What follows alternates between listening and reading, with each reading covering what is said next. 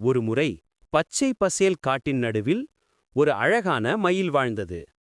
அவனிடம் வானத்தின் நிறம் போல மின்னும் ஒரு மந்திரத் தோட்டம் இருந்தது. அந்த தோட்டத்தில் வண்ணமயமான மலர்கள், மினுமினுக்கும் தேனீக்கள், மணமூட்டும் காற்று எல்லாமே மாயம் போல இருந்தது. ஆனால் மயில் அந்த அழகை யாருடனும் பகிர்ந்து கொள்ளவில்லை.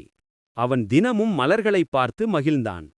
ஆனால் மற்ற பறவைகள், சிறிய உயிர்கள் எல்லாம் அந்த தோட்டத்தின் வெளியே இருந்தன. ஒரு நாள் ஒரு மென்மையான காற்று வீசியது. அதனுடன் வந்தது ஒரு சிறிய பட்டாம்பூச்சி. அது மலரொன்றில் அமர்ந்ததும் முழு தோட்டமும் ஒளி வீசியது.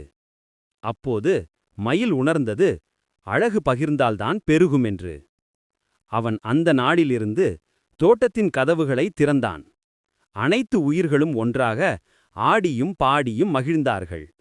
மலர்கள் மேலும் மலர்ந்தன, வானம் மேலும் பிரகாசித்தது. அதன்பின் அந்த தோட்டம் அனைவருக்கும் ஒரு அன்பின் மந்திரம் ஆனது.